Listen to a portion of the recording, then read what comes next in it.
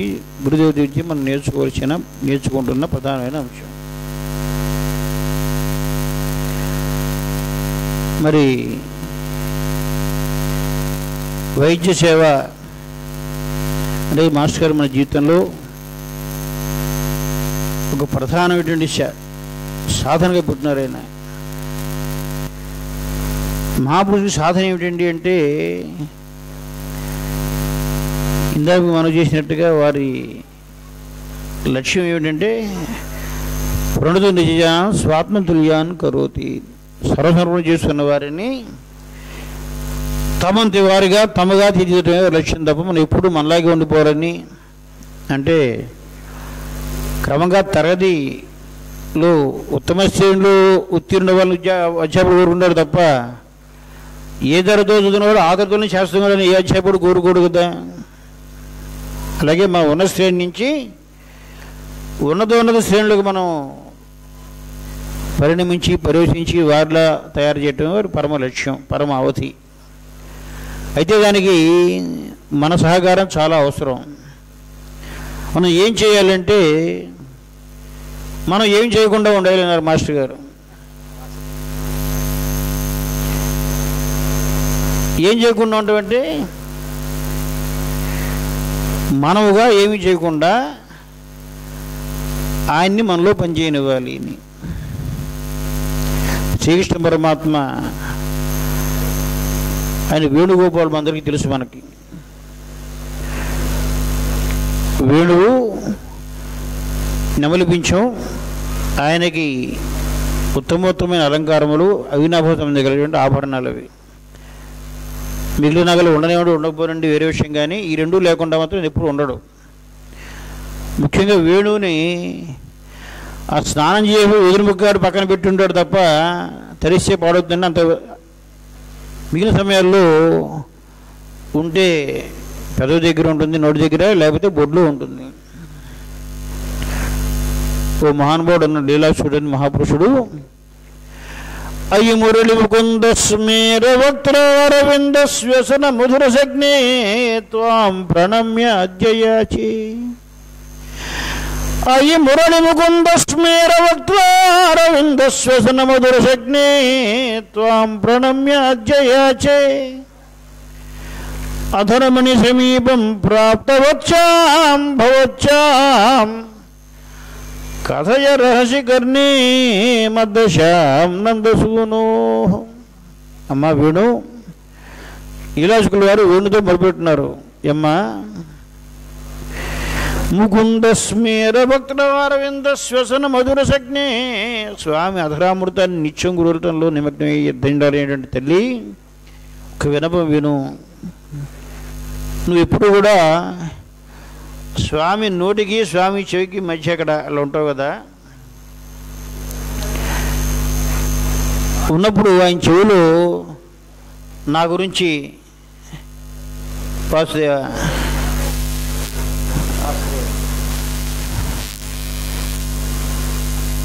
ఆ నోటికి చెవికి సమీపంలో ఉన్నప్పుడు స్వామి చెవిలో నా గురించి కొంచెం గుసగుసలుగా విజ్ఞాపన చేయి తల్లి, నన్ను రక్షించమని అని అడుగుతాడు. సరే, ఇంతవరకు బాగానే ఉంది. గురుదేవుని అడిగారు, ఏమండి అసలు ఆ వేణువులో ఏముంది విశేషం అని అడిగారు. లీలాసుకుల మహానుభావుడు ఈ విధంగా ఆర్తిగా ప్రార్థన చేయడం, ఈ వేణువులో విశేషం ఏమున్నది, ఏమీ లేకపోతే అందులో విశేషం అయ్యా అన్నారు గురుదేవులు.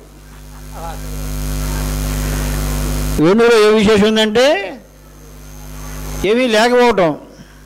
అంటే తనది అని ప్రత్యేకంగా ఏమీ లేకపోవటం వల్ల స్వామి గానాన్ని తనలో నింపుకొని తన ద్వారా ప్రవహించడానికి సాధన రూపంగా పరికర మాత్రంగా వేరే అదృష్టాన్ని పెట్టుకుంటుంది వేణువు. అంటే మనం కూడా ఎలా వాళ్ళట, మన అభిప్రాయాలు ఊహలు అపోహలు లేకుండా మనం చేసుకోగలిగితే మనలోంచి స్వామి వాణి మన వాణిగా బయటకు వచ్చేటువంటి అదృష్టాన్ని పెట్టుబడతాం మనం కూడా. గురుదేవులు వారి పూర్వాశ్రమంలో ఉండగా మాట చెప్పారంటే, మా పితృపోతులుగా ఉండగా లక్ష్మీదాస్ గారుగా ఉండగా ఒక అనుభవం. వారు ఒకసారి వీరు ఎక్కడ ప్రసంగం చేస్తున్నారు, సీతారామ రోజులు భౌతికంగా ఏం చేస్తున్నారు ఆ రోజుల్లో 70 ఆ ప్రాంతాల్లో జరిగిన సన్నివేశం.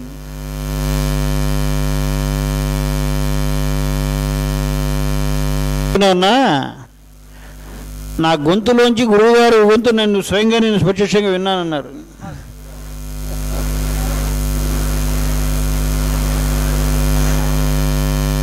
అంటే ఎందుకు వచ్చింది ఆ స్థితి? వారంటూ వారు ఇప్పుడు కూడా ఒక అస్తిత్వాన్ని వారు భావించాలి, వారు కానీ మాస్టర్ గారు కానీ. మరో ఆశ్చర్యమైన మనకి ఆనందకరమైన సన్నివేశం అంటే ఇద్దరి జీవితాల్లో పోలిక మాత్రమే కాకుండా ఒక ఐక్య విభూతి మన దర్శనం అవుతుంది మనకి ప్రతి సన్నివేశంలో కూడా. అంటే సిమిలారిటీ కూడా ఐడెంటిటీ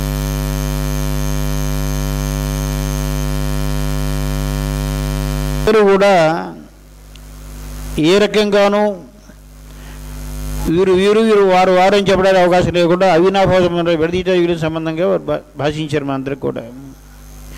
దానికి ఒక మరో ఉదాహరణ ఏమంటే కొనతింకిని గురుదేవుల రచన చాలామందికి తెలుసు. వారి రచన పద్యరచనలో ప్రధానమైనటువంటి ఖండకావ్యం అది. శ్రీకృష్ణ పరమాత్మ కేంద్ర బిందువుగా అనేక పాత్రల్ని అంటే వారితో జీవించిన అనేక మూర్తుల్ని ఆయన భావించి దర్శనం చేసి అనుభవించిన స్థితి అది. అనేకమైనటువంటి ఘట్టాలు అందులో ఉంటాయి. అందులో పూతభూత అనేది ప్రధానమైనటువంటి పరమ ఉత్తమ మధురాతి మధురమైన ఘట్టం. పూతన అందరి తెలుసు చరిత్ర.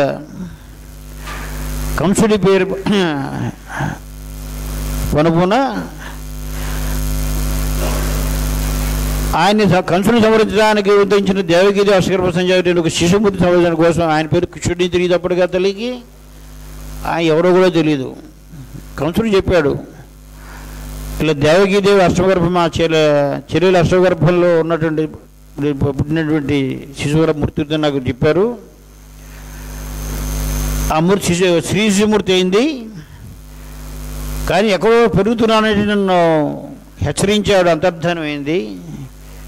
శిశువులందరూ సంవరించాలని చెప్పి ఒక్కొక్కరిని పంపించాడు. అందులో పూతన ఒకటి. రేపల్లిగా తల్లి రావటం, స్వామిని సంవరించాలనేటువంటి దుష్ట భావంతో వచ్చి అందులో కూడా మరి మనం ఎరుగున్నంత వరకు అనేక మంది రాక్షసులు ఆ ప్రయత్నం చేశారు. కానీ స్వామికి మాతృమూర్తి ఒక నటించి తల్లి బిడ్డడికి ఇచ్చేటువంటి స్తన్యం ఇద్దామని చెప్పి నిర్ణయించుకొని ఆ స్తనాలకి విషం రాసుకొచ్చేటువంటి మూర్తి మాత్రం మనం ఎరుగునంత ఈడు ఒక్కతే మరి ఇంకెక్కడ మన చరిత్రలో కనబడదు. అప్పటికి ఇప్పటికి ఆవిడ వేసి వచ్చిన వేషం మాతృవేషం. చేద్దామనుకునే కార్యం దుష్టకార్యం. శంకరభగవతులు అన్నారు చోట, కుపుత్రో జాయేత క్వచిత్ కుమాత నభవతి అని. అంటే ప్రపంచంలో తల్లి పట్ల దుష్టుడైన కుమారుడు ఉండొచ్చు, కానీ ఆ స్త్రీమూర్తి మాతృమూర్తి ప్రపంచం పట్ల దృష్టిలో అయినా పిల్లల పట్ల మాత్రం దృష్టిలో కాదు. దృష్టిలో అసంభవమైన విషయం అంత లేని శంకరాచార్య నిర్ణయం. అటువంటి ఆ మాతృరూపాన్ని ధరించి దుష్ట సంకల్పంతో వచ్చింది పూతన. క్రమక్రమంగా వచ్చింది. తెలియకుండానే ఆ తల్లికి అడుగులు రేపల్లి వైపు సాగి అక్కడి నుంచి నంద నిలయం వైపు ఆకర్షింపబడి ఒక చిన్న వెలుగు ముద్ద కనిపించిందట. ఆశ్చర్యమైన అనుభూతి మనకి. గోదావరి వైభవం చాలామంది చదువుకుంటారు.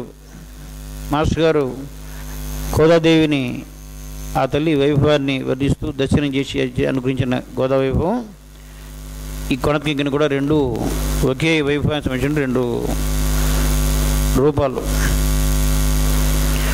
ఆ గోదాదేవి కూడా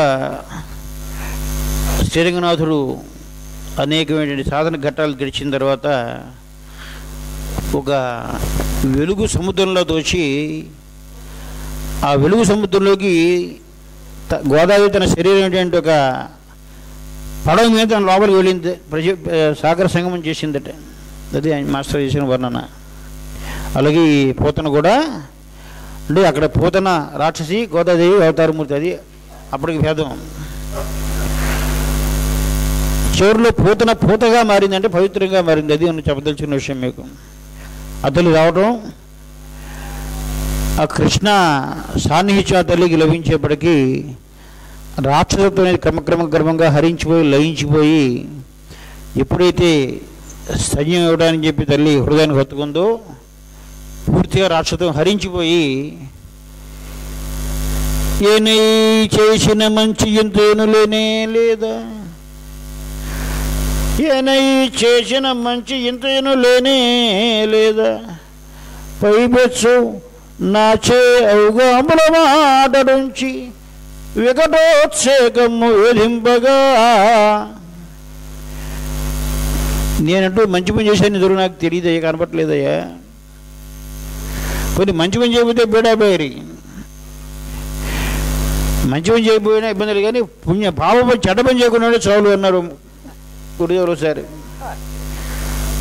నేనే చేసిన మంచి ఇంచను లేనే లేదా, పేబెచ్చు నాచే ఔగాముల మాట అడుంచి వికటోత్సేకము వేధింపగా, ఈ వికటమైన రాక్షపూర్తి నన్ను పట్టి పీడించి ముందు తోయిగా, ఈ నిన్న పొలయింపవచ్చిది నీ మూర్తి భూత సౌందర్యమా, ఈ నిన్న పొలయింపవచ్చిది నీ మూర్తి భూత సౌందర్యమా, అటువంటి ఈ నన్న ఎలయించి ఏలితివి రాశి భూత కారుణ్యమా. సౌందర్యం ముద్దుగట్టు ఉందా, నేనేమో సబ్బుతో నేను వచ్చానా, నన్నేమో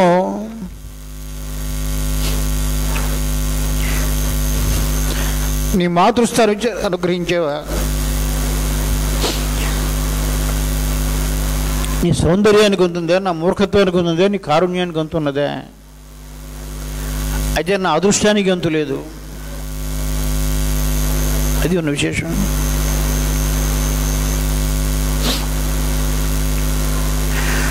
పూతభూతనని శీర్షిక వీరు రచిస్తున్నప్పుడు ఏలూరులో 1964, 63 ప్రాంతాల్లో మాస్టర్ గారు గుంటూరులో ఆంధ్ర అధ్యాపకులుగా పనిచేస్తున్నారు. రాసలేని ఒక మహోన్నతమైన గ్రంథాన్ని వారు అనుగ్రహిస్తూ అందులో పూత నవోత్తమందగన్ అన్నారు.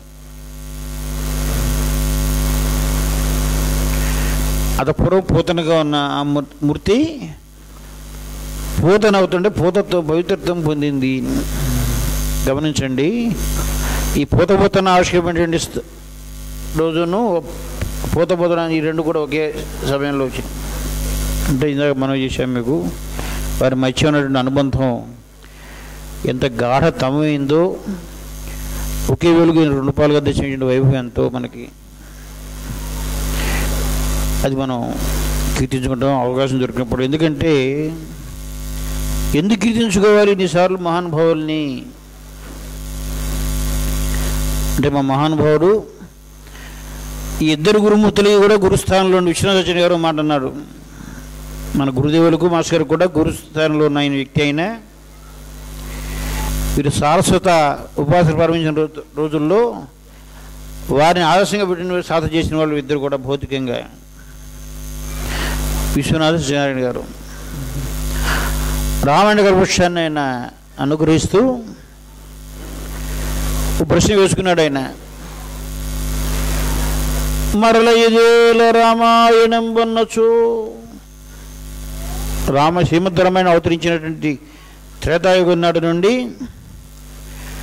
అనేక మహాయుగాలు జరిగాయి. ఇప్పుడు మొన్న త్రేతాయుగంలో కాదు రామావతారం, భౌతికంగా చాలా మహాయుగాల క్రితం వచ్చిన రామావతారం. కృష్ణవరావతారం మొన్న ద్వాపరంలో వచ్చాడు ఆయన. ఇప్పటి వరకు అసంఖ్యాకమైన కోట్లాది కోట్ల మంది కవులు అనువదించారు రామాయణాన్ని, ఇక ముందు కూడా అనువదిస్తారు. మళ్ళీ నువ్వు రామాయణం రాస్తున్నావు ఏమిటయ్యా, దానివల్ల ఉపయోగం ఏమిటి, అవసరం ఏమిటి అని అడిగారు అని నన్ను ప్రశ్న వేసుకుని ఆయన, మరల ఇదేల రామాయణం వన్నచో ఈ ప్రపంచకమే ఎల్లవేళ తినుచున్న అన్నమే తినుచున్న తిన్నాళ్ళు తన రుచి బ్రతుకులు తనవిగాన. ప్రపంచం సృష్టి ప్రారంభమైనప్పటి నుంచి ఇప్పటి వరకు అమలుకు వచ్చే సృష్టి చివరి వరకు కూడా అన్నప్రాసన చేసినప్పటి నుంచి మనందరం కూడా ఏదో రూపంలో భోజనం చేస్తూనే ఉన్నాం, ఆహారం తీసుకుంటూనే ఉన్నాం. ఏదో 40 ఏళ్ళు 50 ఏళ్ళు గడిచే కదా మనందరికీ. ఎవరి వయసు వాళ్ళు గడుస్తుంది. మనకి ఎప్పుడైనా ఇన్నాళ్ళు అన్నం తిన్నాం, ఇక ఎన్నాళ్ళు తింటామని విసుగానే వచ్చిందా మనకి? అన్నప్రాసన అయినప్పటి నుంచి తింటూనే ఉన్నాం కదా, ఇంకా ఎన్నాళ్ళు తింటామండి అని విసుగానే వచ్చిందా? ఏ రోజుకి ఆ రోజే ఎప్పుడు కాకపోతే మనం ఈరోజు ఈ కూర తిందాం, ఎవరు ఆపటి తిందామని వైవిధ్యంతో భోజనం చేసేందుకు మనం ఉత్సాహంగా ముందుకెడుతున్నామే, పరుగులు పెడుతూ. ఆవిడకి వస్తే భార్య తను అనుకుని చేయకపోతే కోపగిస్తూ కూడా ఉన్నామే. తినుచున్న అన్నమే తినుచున్న తిన్నాళ్ళు తన రుచి బ్రతుకులు తనవిగా. ఎందుకంటే మన రుచి బ్రతుకుద్దంది. ఒకవేళ అన్నద్వేషం పుట్టినా బ్రహ్మద్వేషం పుట్టినా అక్కడితో జీవితం సమాప్తం అవుతుందని సూచనది. చేసిన సంసారమే చేయుచున్నది తనదైన అనుభూతి తనదిగాన. తలచిన రామునే తలచదని నున్న భక్తి రచలు నావిగానా అన్నాడాయన. రాముని ఎందుకు తెలుస్తావంటే ఓ మానవుడు అన్నాడులేండి, ఆ లోపం ఆయనదయ్యా, మనదే ఉంది లోపం శ్రీరామచంద్రమూర్తి. దీన్ని ఏమిటంటే ఎంతమంది తెచ్చినాక తలవాలని అనుకుంటుంది తప్ప ఇంతమంది తెచ్చారు మనం తెలుస్తానే భావన ఎవడికి కలదు సృష్టిలో. తలిచిన వాడికి ఉండదు, కొడిచిన వాడికి ఉండదు, పిలిచిన వాడికి ఉండదు. ఆయనలోని విశేషం అది. అలాగే మన మాస్టర్ గారు కానీ గురుదేవులు కానీ వారి గుణగానికత్వం ఎన్నాళ్ళు వేసుకోవాలండి. ఇప్పటికి 84వ దశకం చేస్తే ఇప్పటికి 2013 ఎన్ని సంవత్సరాలు అయింది? 30 సంవత్సరాలు అవుతుంది కదా, 29. ఇంకా చాలదండి వచ్చేసరికి చదువుకోకపోతే వచ్చిన నష్టం ఏమింది అన్నాం అనుకోండి. స్మరణ పోతే మరణం మిగులుతుంది. మరణం అంటే స్మరణ లేకపోవటం, అంతేగాని శరీరం వదలటం కాదు. పెద్దలు చెప్పిన దాని ప్రకారం విస్మృతే మృతి, స్మరణ రాహిత్యమే మరణం. అందువల్ల మన యావజ్జీవితము ఆ మాటకు వస్తే జీవిత అనంతరం కూడా వారి స్మరణ మనకు ఉండి తెరవలసిందే. ఎందుకంటే దాన్ని ఉజ్జీవనం అంటారు. మనకి జీవనం అంటే మామూలుగా భౌతిక జీవనం అనుకుంటే దానికన్నా యథార్థమైన జీవనం పేరు ఉజ్జీవనం. ఉజ్జీవనం అంటే యథార్థమైన అర్థంలో జీవించటం. ఆ జీవించడానికి మనం ఆధారంగా సాధారణంగా ఈ గురు పూజలు నిర్వహించుకొని, ముఖ్యంగా ఎవరి మటుకు కూడా గదిలో కూర్చుని ప్రేయర్ చేసుకుంటున్నాం అనుకోండి, మనం అందరం మహానుభావులే, అందరం రాగద్వేషాలు లేకుండా ఉండేవాళ్ళే. ఇబ్బంది ఏముంది? గదిలో తలుపు వేసుకుని మనం కిటికీ కూడా వేసుకుని ధ్యానం చేసుకుంటుంటే మనం విసుకోవడానికి ఎవడుంటాడు పక్కన? మళ్ళాంటి వాడు నలుగురితో వేసి మనం సాధన చేసుకుని ప్రారంభించబడే మనలో ఏమున్నాయో తెలుస్తాయి మనకి. అంటే మాస్టర్ ఎందుకు పెట్టారు ఇటువంటి కార్యక్రమాలు? పెద్దవాళ్ళు ఆ రోజు సత్రయాగాలు అనేవారు దీన్ని. అంటే బృందావనం, బృంద జీవనం, సమష్టి జీవనం ఎందుకు పెట్టారంటే సహజీవనం. మనలాంటి వాళ్ళు 10 మందితో కలిసి 10 మందితో 10 మంది కోసం జీవితం అనేది మనకు సాధనగా ఏర్పడటం కోసం. అంటే మనలో ఉన్న రాగద్వేషాలు, వారిలో ఉన్న రాగద్వేషాలు, కనీసం వారిలో ఉన్నాయని మనం భావిస్తున్న రాగద్వేషాలు సంఘర్షణ చెంది రూపు చెందుకునే స్థితిలో మనం ఉన్నామా? ఎంత భావ వైవిధ్యం ఉన్నా, భావ వైరుధ్యంగా భాషించినా ఏకోన్ముఖమైన ప్రవర్తన మనం జీవించగలుగుతున్నావా? అంటే మన విశ్వాసాన్ని మనం కోల్పోకుండా ఎదుటి విశ్వాసాన్ని మనం గౌరవిస్తూ ఈ రెండు విశ్వాసాలకి ఎంత భేదం ఉన్నా కూడా సంఘర్షణగా సమన్వయంలో మనం నడవగలుగుతున్నామా? అది వారి దగ్గర మనం చేసుకోవాల్సిన విషయం. ఎందుకంటే వారు తప్ప ఇంకా ఈ ప్రపంచంలో అన్నం స్థితిలో ఉన్న వాళ్ళతో వారు జీవిస్తున్నారు. ఇటువంటి వాళ్ళు చాలామంది చూసాం. అయ్యా ఇటువంటి మాస్టర్ గారు నేను ఎత్తులో అన్న వాళ్ళతో వాళ్ళు జీవించారు. వారు విమర్శలు వాళ్ళకి కొత్త ఏం కాదు, కానీ ఆ రెంటికి వారు భేదం ఏకొచ్చానో చూపించలే. అంటే బాహ్యమైనటువంటి స్థితిగతుల పట్ల ప్రవర్తన పట్ల వారికి అసలు ఒక అస్తిత్వం అనేది వారు ఇప్పుడు కూడా గమనించాలా, భావించాల. పైపచ్చు వారిలో ఒక ప్రమాదకరమైన లక్షణం ఏంటంటే నిజానికి ప్రమోదకరమైన లక్షణం మనం ప్రమాదంగా భాషించుకుంటాం. మనలో అనేక లోపాలు ఉన్నాయి, దానికేం కంగారు పడ్డదని చెప్పి చెప్పి లోపాలను పక్కబెట్టి మనతో జగద్దిద్దుని కార్యక్రమంలో ఏమి చేసేవారు. వారు మనతో జగద్దిద్దుని కార్యక్రమం జరుగుతుంది, లోకహితం జరుగుతుంది. ఏది ఆగల వ్యక్తిగత జీవితంలో మనలో లోపాలు కొన్ని ఉన్నాయి. అంటే వారి ప్రణాళిక ఏమిటంటే వారి ఉపదేశం, నేను మరిచిపోయే ప్రయత్నం చేసి లోకహితమైన కార్యక్రమం సేవపరం చేస్తే నీ లోపాలు క్రమంగా అవే జారిపోతాయి. లోపాలని జయించడం కోసం ప్రయత్నం చేయడం ఆరోగ్యమైన ప్రయత్నం కాకుండా ఈ లోపాలు ఎవరి పట్ల ప్రవర్తించే అవకాశంలో వారిని గురుస్వరూపంగా భవస్వరూపంగా భావించి సాధన చేసేయండి. అంతర్యామి తర్వాత సాధన చెయ్యి నువ్వు, అదొక్కటే మార్గాన్ని వారు జీవించారు. అదే భాగవత మార్గము. మనకి వారు భాగవతమూర్తులు, భగవన్మూర్తులు కాబట్టి వారి స్మరణ మనకి ఈ విధంగా మనకి సార్థకమవుతుంది. వారి పరిహాస కుశలతకు ఒక చిన్న ఉదాహరణ, నేను చాలా ముచ్చటపడేటువంటి ఉదాహరణ మీకు మనవి చేసి ఒక కీర్తన మీకు వినిపించి చేద్దాం. మాస్టర్ గారు హోమియో శిక్షణ తరగతి ప్రారంభించిన తొలి రోజుల్లో 2-3 బృందాలు వెళ్ళినట్టున్నాయి పరీక్షలకి. వారికి హోమియో డిగ్రీ లేదట ఆ రోజులకి. అంటే తెలుగు సాహిత్యంలో పరిశోధనాపరంగా ఆయన డాక్టర్ అయ్యారు తప్ప వైద్యపరంగా డాక్టర్గా అధికారికమైన ముద్ర ప్రభుత్వం నుంచి రాలా. అప్పటికి ఎవరు అన్నారట, అసలు పంపించే ఆయనకి డిగ్రీ లేదండి, ఈయన పంపిస్తున్నాడు. కొంచెం ఆడవాళ్ళు మనలాంటి వాళ్ళు అంటుంటాంగా. అంటే అప్పుడు ఆర్ఎంపీ ఉండేది కదా, ఒకసారి బయటికి వెళ్ళారట, స్టేట్ ఫస్ట్ వచ్చారు. అంటే పరిస్థితి వాళ్ళ యొక్క వివేకం నిజంగా అంత ఉంది కాబట్టి ఆ విధంగా వచ్చారు. లేకపోతే వీరు కూడా తప్పు ఉండేవారు. నిజానికి తప్పిన ఆశ్చర్యం లేదు. అదే పరీక్షాధికారులు వివేకవంతులు కాబట్టి ఉత్తమోత్తమ శ్రేణులు లేరు. మీరు పెద్దమ్మ గారంటే అతను వారి ధర్మపతిని వారు కూర్చుంటే ఇది పంచదార నోట్లో పెట్టి చేతిలో పెట్టి తెచ్చి తెరవండి నోరు తెరవండి అన్న దగ్గరికి వచ్చి, అంటే నోరు తీపి చేద్దామని నా తల్లి ఉద్దేశం. నీ ముందు ఇప్పుడే నోరు తెరిచానా నేను అన్నారట. నోరు తెరిస్తే పంచదార నోట్లో పోద్దామని ఈ తల్లి ఉద్దేశం. నీ ముందు నేను నోరు తెరిచానా ఎప్పుడైనా అంటే అంత భార్యా విధేయంగా ఉన్నానేటువంటి ఒక, అంటే ఇది నేను చాలా తజుదోచును సంతోషించేటువంటి మాట వారిది. అందుకని అంటే మహానుభావులకు సంబంధించి వారి చిన్న మాట కూడా అది ఆధ్యాత్మిక సహజ ప్రపోటం అవుతుంది తప్ప వేరే ఉండదు. ఎందుకంటే వారిని స్పృశించిన ఏ విషయమైనా ఏ అంశమైనా అది స్వర్ణమయమే. అది మనం చూస్తూ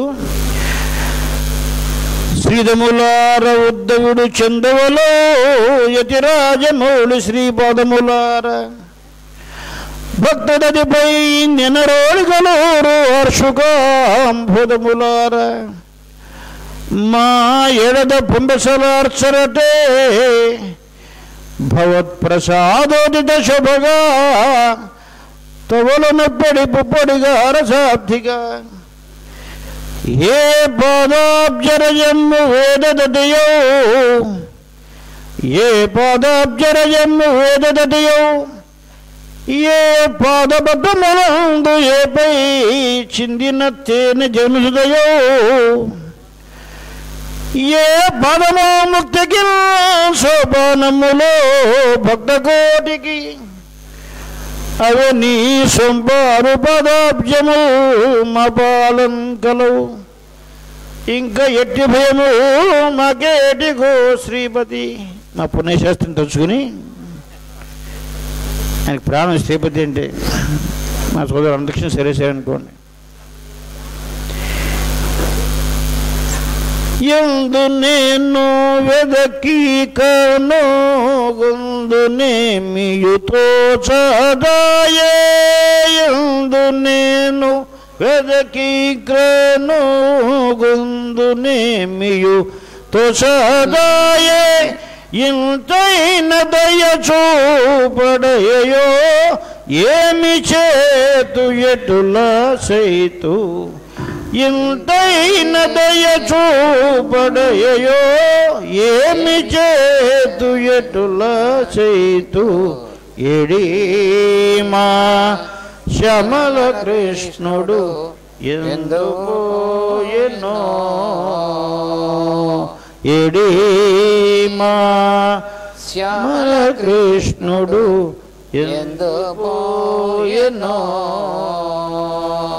పున్నాగ వృక్షమా మా చిన్ని వెన్నెల దొంగవాణి పున్నాగ వృక్షమా మా చిన్ని వెన్నెల దొంగవాణి పొందైన నీ కొమ్మలలో ఎవరైనా దాచినావా పొందైన నీ కొమ్మలలో ఎవరైనా దాచినావా ఎడీమా శ్యామల కృష్ణుడు ఎందుకోయెనో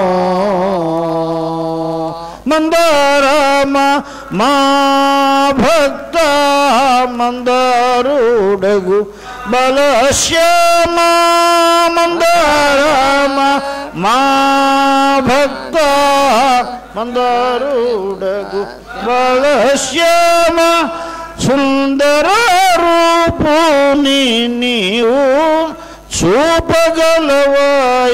చూపగలవాయదైనా సుందర రూపుని నీవు చూపగలవాయదైనా ఎడీమా శ్యామల కృష్ణుడు ఎందుకోయెనో వకుల మౌనులపై ప్రేమచే భ్రమలు చెంది నీ కొమ్మలలో వకుల మౌనులపై ప్రేమచే భ్రమలు చెంది నీ కొమ్మలలో పట్టుబడినాడో ఏమో పలుకవమ్మా తండ్రిని చాలమా పట్టుబడినాడో ఏమో పలుకవమ్మా తండ్రిని చాలమా ఎడీమా శ్యామల కృష్ణుడు ఎందుకోయెనో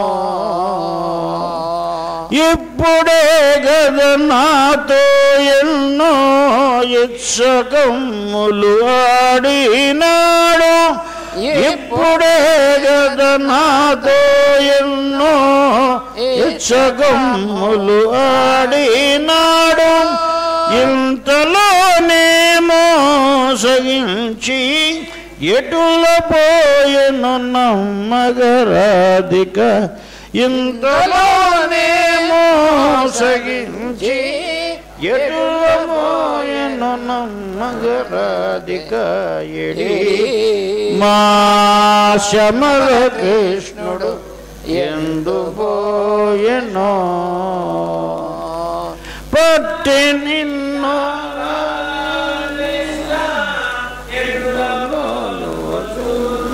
కాదా